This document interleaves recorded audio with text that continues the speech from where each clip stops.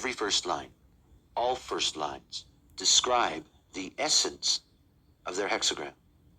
All first lines describe the essence of their hexagram. Because what a first line represents is that it is the foundation of the whole house. It's upon this first line that the whole structure has to be built, the whole structure of the hexagram. So think about the nature of what a first line is. The first line here is coded in the keynote introspection. Every first line has this keynote. It doesn't matter where it is in your design.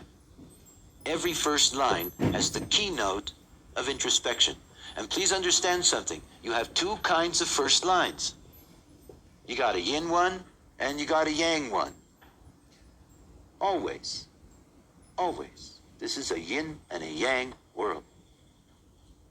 So every first line is keynoted introspection. The next thing to understand is that because we're dealing now with the hexagram as a two-story house, as two trigrams, the first thing to realize is that the first floor, the first story, it's only involved with itself.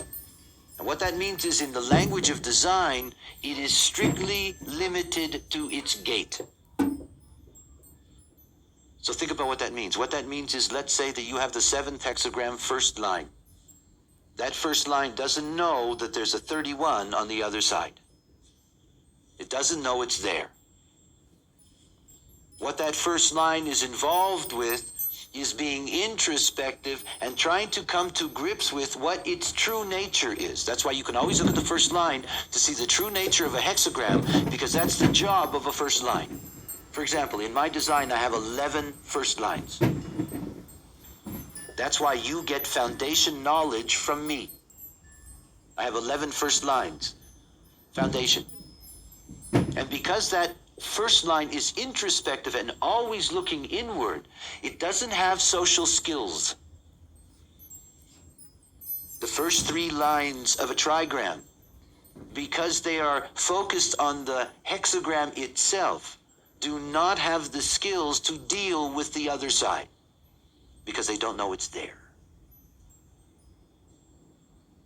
So we have this foundation, and we call this foundation first line introspection. Now look, think about what that means. You look at your chart and you see an activation that has the first line. And right away you know something about that. You know that that's an aspect of yourself that's looking inward. If it's in the 10th gate and it's behavior, you're looking in to see what real behavior is. If it's the 25th gate, the first line, you're trying to find out what real innocence is. If it's the 14th hexagram first line, you're trying to find out what real power to empower is. If it's the 55th hexagram, you're trying to find what the real nature of spirit is, and on and on and on and on and on. In other words, that first line is always saying, aha, that part of me is looking inward into that process.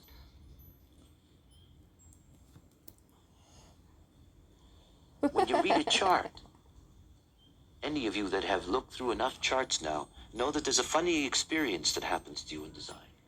Is that you start reading things that keep repeating themselves. You know, you go through the chart and certain words keep reappearing, certain themes keep reappearing until there is this obvious synthesis that's produced by itself. This is called genetic continuity.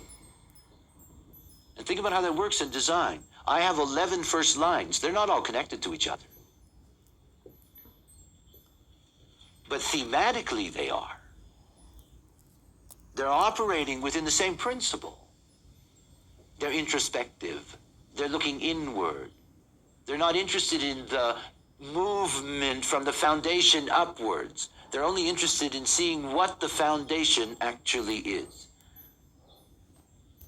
And this is the genetic continuity that exists in a chart, where you move from one place to another where there's a split and there doesn't seem to be any connection and it's a totally different hexagram.